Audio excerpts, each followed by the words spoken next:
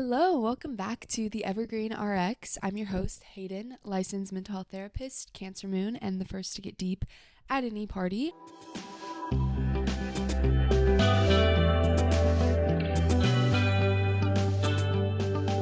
Happy holidays, you guys. Merry Christmas if you celebrate. Happy holidays in general to all of you out there. I'm bringing this special holiday edition Minidose to you guys. I've got the Christmas tree and many other decorations that are out of sight for any of you watching.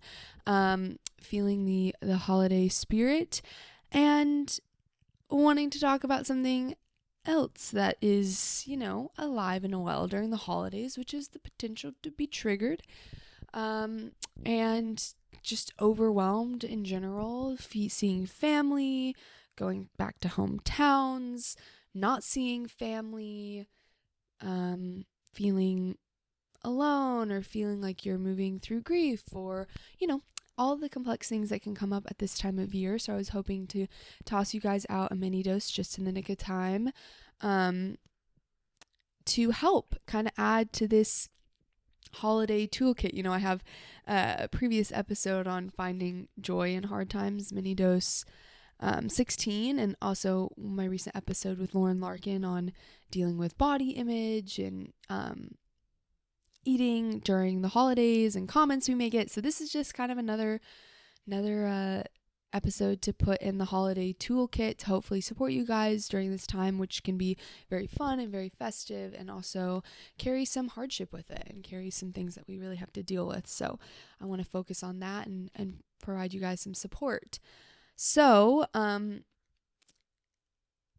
going to kind of break down what I mean when I'm referring to a trigger, being triggered. And then we're going to take it from like the preparing in advance, what you can do to prepare, what you can do to deal with in the moment response when you're feeling triggered, and then how you can reflect and process and take care after a moment of trigger. Because these moments are going to happen, you guys, like the holidays or not. We are going to have moments where we feel triggered, where we feel overwhelmed, when we feel out of our tolerance for whatever is happening, where we feel dysregulated. And so knowing how to prepare for moments like that, how to ideally decrease moments like that, and then also how to respond and process after the fact, I think can be really helpful because, just being human, it's going to happen sometimes. So I want you guys to have some tools. And so that's what you can expect in this little short and sweet mini dose. And again, some words of compassion for you. Like, this is a heightened time, and any person, a therapist, myself included, are going to have moments feeling activated, feeling reactive, feeling triggered. And so that's normal, and it's okay. It doesn't mean even that you're not having a good time or you don't love your family or you don't love the people you're with. It can mean that stuff sometimes, or, it can mean that there's more going on there. But it also can just mean that there's some sensitive areas for you or some things that you're working on or you're processing that aren't fully healed or processed yet, and then they get kind of poked on. It's like when a wound is still scabbing over, if you poke on it and pick at it, it's going to hurt more and it's going to be more sensitive. So first, I want to break down the difference between like a clinical definition of a trigger and a colloquial definition, because I hear this word thrown around a lot on the internet, and it's great that we have more education on triggers and nervous system regulation and trauma and all of that, but I want to be really clear what I'm talking about here. So the clinical definition is a stimuli that evokes a strong emotional or physiological response linked to a past trauma or stressor. So this is the kind of, trigger we're going to find getting activated with things like PTSD or developmental or complex trauma.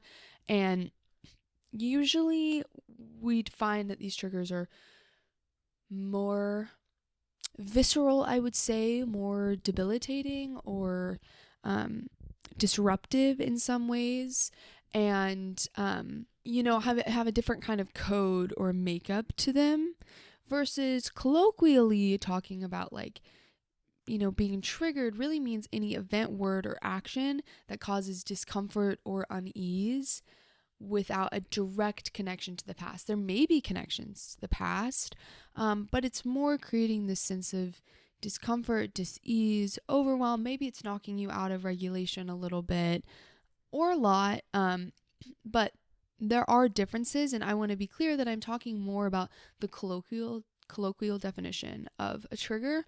And if you find that you are experiencing moments of really intense or almost unbearable response, that I want you to know that you don't just have to cope with that you really deserve support and healing around that.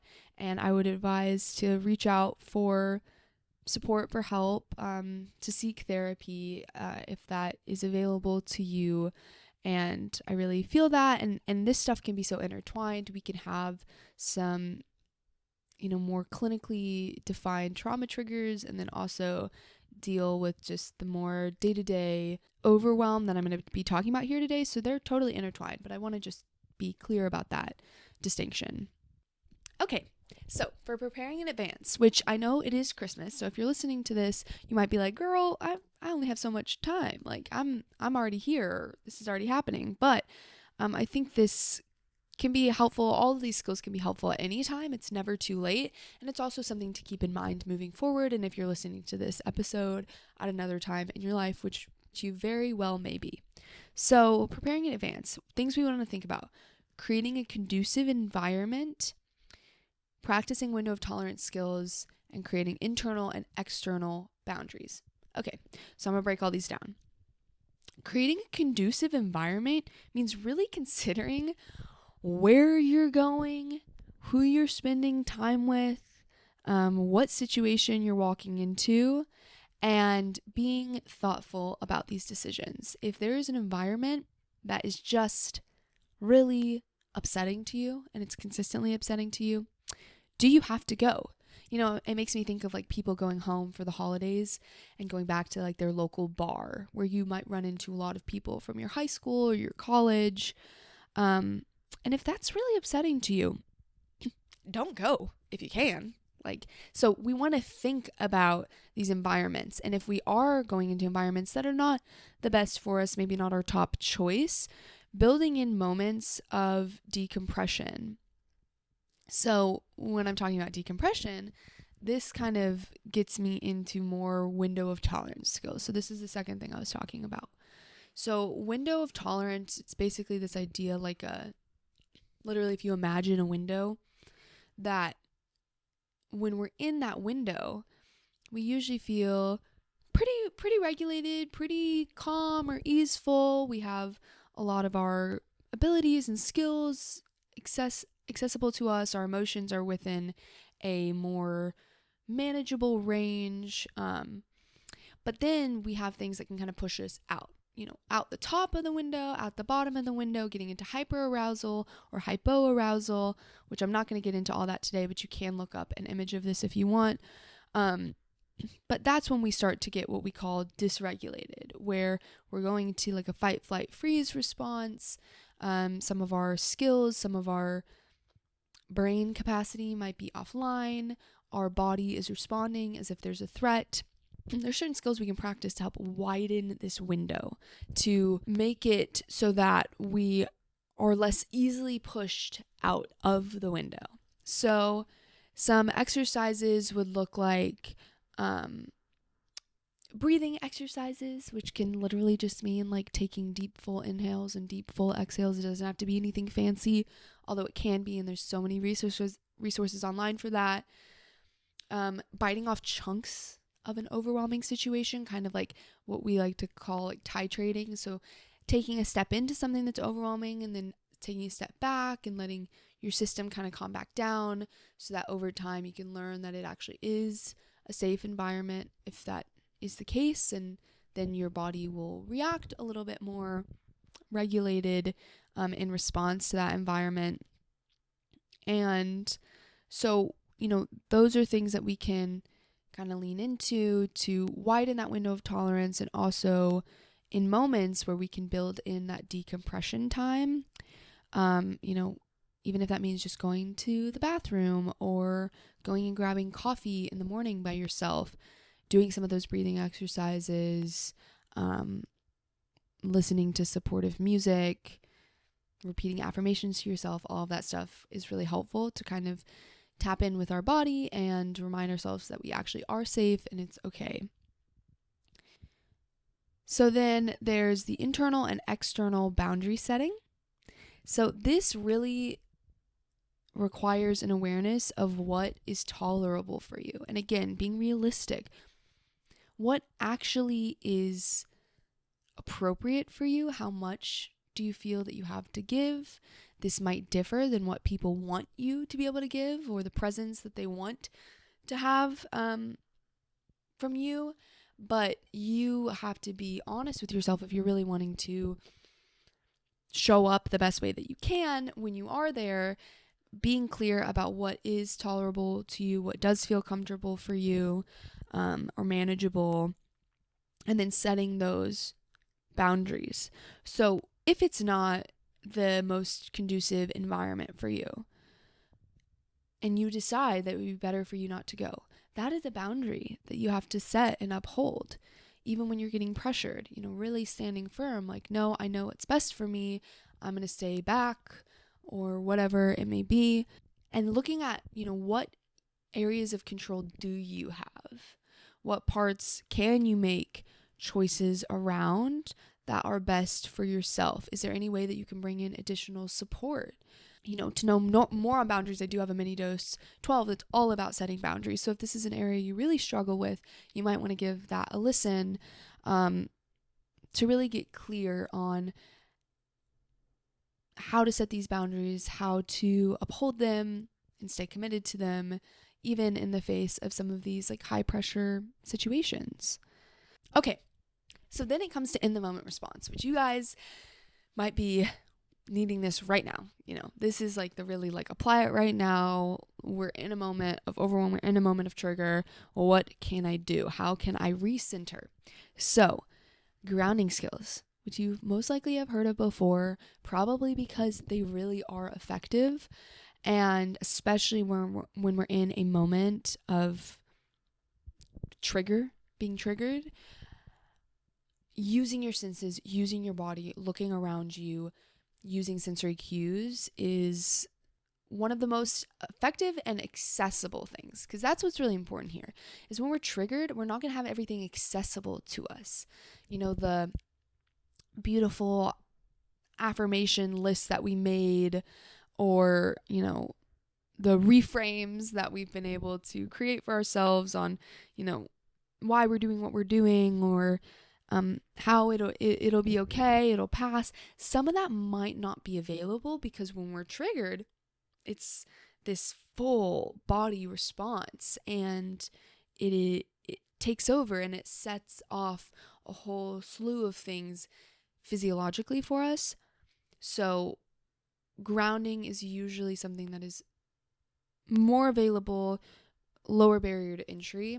So really relying on that, and nervous system regulation skills as well. So something like alternate nostril breathing or shaking up and down. Literally just go into a space where you'll be in privacy and shaking your body for like a couple minutes, jumping up and down, shaking it out, stimulating your vagus nerve, which is kind of an area that is responsible for helping with this regulation, turning on the parasympathetic system. You can do that through humming, through singing, cold exposure. If you're in a cold climate, go out, stick your hands in the snow for a second. Cold exposure is really good on bringing us right back down into the present moment. It's really hard to pay attention to anything when your hands are freezing fucking cold. What's great is during the holidays, maybe there's already some singing going on, and so you can really lean into that, knowing that it's going to help regulate and turn on that vagus nerve, help with vagal tone. And so those are some skills you can use to really bring it back down. First aid kit for recentering. If you do some of that and it feels like your brain's coming online a little more, you're feeling a little bit more regulated, we can work on some of the reframing skills. So catching catastrophizing thoughts or black and white thinking. One, to just know, like, that means that you are still dysregulated. When we're in that really black and white, all or nothing thinking, when we're catastrophizing, thinking it's going to be horrible forever, or everything's fucked, or, we're just screwed and miserable and it's never going to get better. That is a cue that we still are feeling dysregulated. We need more grounding. We need more space to decompress, to feel safe, to bring our body back into alignment. And if we are catching those thoughts and we feel like it's available to us to reframe them, go ahead and do that. Remind yourself, like, this moment will pass. This too shall pass. It'll be okay. We've had moments in the past where we felt triggered and then it does subside and things go back to a manageable level. So reminding yourself that the moment won't last forever, the holiday won't last forever, or whatever situation it is that you're in that's feeling really disorienting and overwhelming. And then the last part is the after the fact processing and reflection. So I think this is a really important part of building this nervous system regulation, growing that window of tolerance, helping with minimizing moments of trigger or knowing how to respond to them better in the future. Really taking this time to reflect and process, getting into your body, using creativity. This is a good way to kind of unwind after the fact, getting really good sleep, and acknowledging the efforts that you made to support yourself. Maybe it wasn't perfect. That's not the goal. But what did you do this time that showed yourself you were really making an effort to help, to reach out for support, to do what you needed to do to make it a little bit better? And what worked? What didn't? What can you use in the future? What do you wish you would have done? So taking some time to reflect on that and get really clear. Maybe it's like, okay, I knew I had a boundary around this one person or this topic of conversation or going to this place, and I broke that boundary and I felt overwhelmed. Okay, good for me to know. I need to really see if I can stick with that next time. Yeah, so reflecting on those situations or statements or relationships that felt particularly stressful or destabilizing, and making a plan moving forward. Making a plan if you're going to be in those situations again, or making a plan to not be in those situations again and really take good care of yourself. So I hope this helped, and I really am. I love this topic. So any questions you have, please reach out to me. I'm here for you. I want you to feel supported, and I hope that you are having a wonderful holiday season, or whatever season you're in right now listening to this.